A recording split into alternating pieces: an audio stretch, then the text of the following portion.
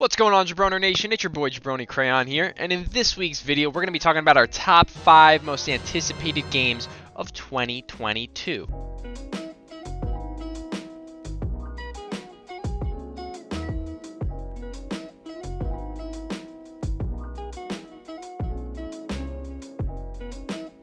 Guys, I want to start this video off by saying that I think 2021 was overall a pretty big dumpster fire of a year for video game releases. I mean, the only notable game release that I can think of in 2021, I'm not joking you right now, is Valheim, which admittedly is a great game, has a ton of potential and promise. It's an alpha, it's not done, and it doesn't have like a ton of meat on the bones content-wise.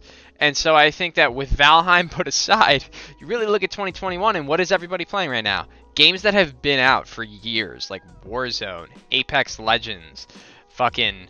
I don't even know what people are playing these days. I see people playing digital chess all over Twitch at this point. People are bored.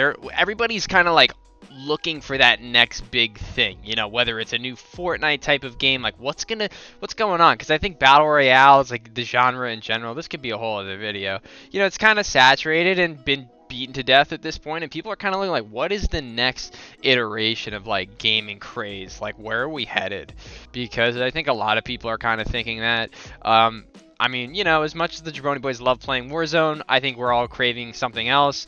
And sometimes you really just want to get the fuck out of Verdansk. And so let's kick it off with number 5 game that I'm looking forward to next year, which is COD. It's going to be Call of Duty Modern Warfare 2 Remaster.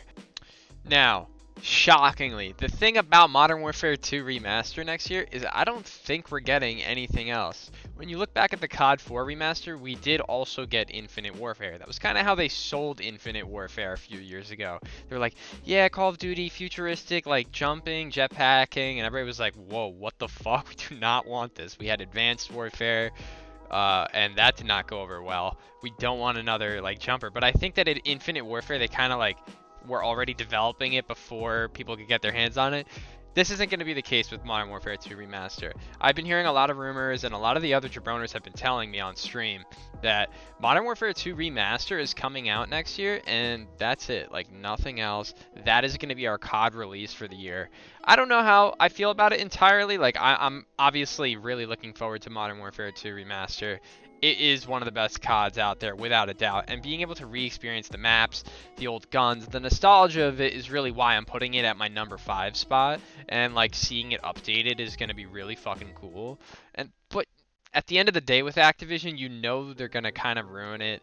They're going to throw loot boxes in there. They're going to throw, you know, weapon skins and stuff that weren't in the original version. It's not just going to be a remaster. They're going to add new maps and guns, and maybe you like that. Like, I kind of think that's cool, like a few new maps. But they're going to go overboard. You and I both know that. So that's why I can't put it any higher than that. But I am looking forward to it, because Modern Warfare 2 is a great fucking COD. And I'm stoked to go back and take a look and see what's going on in Quarry. So, number 4, we have kind of an oddball indie title, and something I can't guarantee will come out in 2022, but at least I think we will get an alpha version in 2022. And that's going to be No More Room in Hell 2. Now, we only played it once on stream, but honestly, I had a fucking shit ton of fun, and off stream, we talk about the game a lot. No More Room in Hell is an absolute banger of a zombie co-op, like, horror game. It's so good. It's like hardcore Left 4 Dead if you've never played it. It's completely free to play on Steam, by the way. And the sequel, we don't know, like, price point, like, how they're going to market the game. But the fact that they're making a sequel, a trailer is out, you know what I mean? I'll show you guys some footage now. The game looks beautiful. Okay, it looks like they're just taking everything up a notch. They obviously have a lot more funding this time around than they did with the original. I bet you they'll charge us for it, but I'm more than happy to pay $20, $30, $40 for this game if they're going to deliver us like a really good product. I mean, if the game is even like remotely better than the original, I think this game is going to be an absolute hit. I think it's going to be huge on Twitch. The Jabroni boys love zombie games, you know what I mean? Like, that is just something we're also looking forward to. Back 4 Blood, but Back 4 Blood is in 2022, that's why it's not in this video. Maybe an honorable mention. But No More Room in Hell 2, we're probably going to get an alpha next year, and so that's why I'm putting it here. I'm really looking forward to it. It's just a massive cooperative horror game. It's going to be a ton of fun, and it just looks fucking great, man.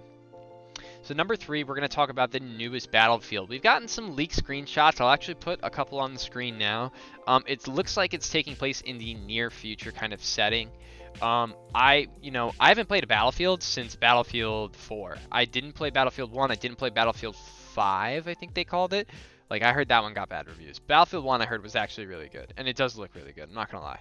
And they are on Steam now, and they're usually on sale. Next time they are on sale, I'm definitely gonna cop. But Battlefield 6 is right up my alley. I like modern warfare battlefields a lot more than historical. Historical is cool, but I always like Battlefield hasn't gone to the setting of near future in a very long time. I think there was like a Battlefield like 2032 game. I never played it. That was a long time ago though. And to see like updated graphics, updated engine, all these things in a Battlefield setting, I mean, it's going to be fucking bonkers. And again, I think COD really needs a competitor right now. COD has been sitting pretty at the top of the FPS throne for a long time. They've gotten really lazy. I mean, they're not even giving us a new COD this year. So that's just another thing that I think goes to show that COD has kind of grown pretty lazy. So we need competition. Like, competition is good for everybody that's a consumer. And so Battlefield 6 is going to be that competitor, hopefully, if it's a good game. I think that Battlefield knows that they need a success here. You know, they're coming off the heels of a bad Battlefield. They're trying something new that's really ambitious. And I think people are they just want something to play. And Battlefield has a really good IP. So I'm really looking forward to Battlefield 6. So number 2 is going to be Halo Infinite. I mean, we haven't gotten a Halo in years, okay? And admittedly, I will say I'm a little cautious with Halo Infinite because the first gameplay footage we saw was good, it was polished looking, but it was very cartoony. The villain, like Brute guy, looked like he was so childish. It was like very Disney-esque. It didn't feel like old school Halo 2, like dark vibes, you know, dark sci-fi kind of like.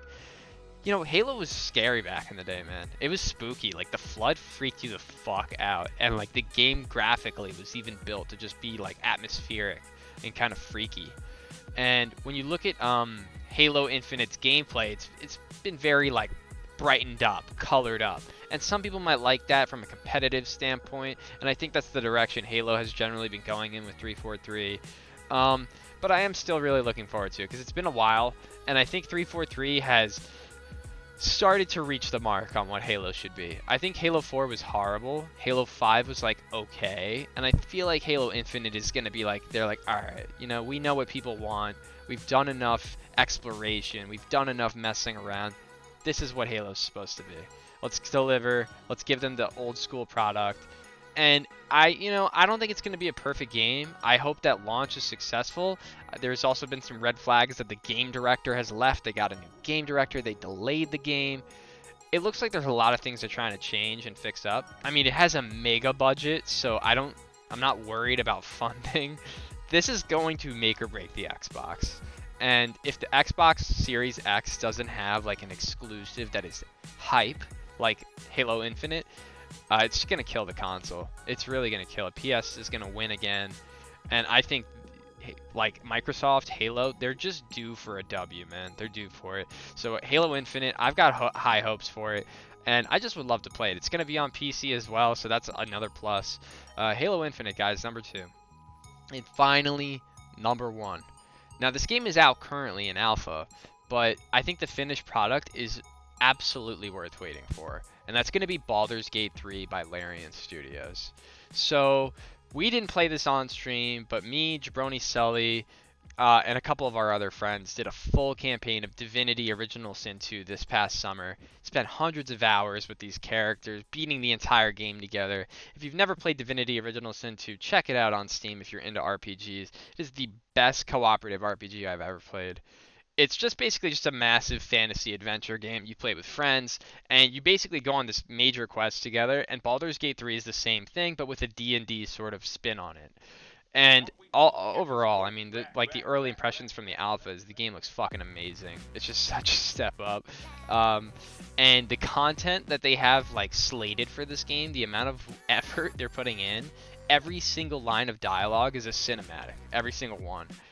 Just the amount of classes, gameplay variety, races, all that stuff is like through the fucking roof. I've never seen anything like this in an RPG. Like, it is fucking insane the amount of work they're putting in. Now, the studio has doubled in size for this game, and the amount of combat instances and all those things have like quadrupled with this game. So it's by far the most ambitious RPG like I've ever heard of. Because Divinity 2 was insane, and the fact that they're going to this length with Baldur's Gate 3, like, it's my kind of game. I'm way more of like the nerdy side of the Jabroni boys. I'm not so much the FPS guys you guys probably see on stream. I'm not amazing at COD.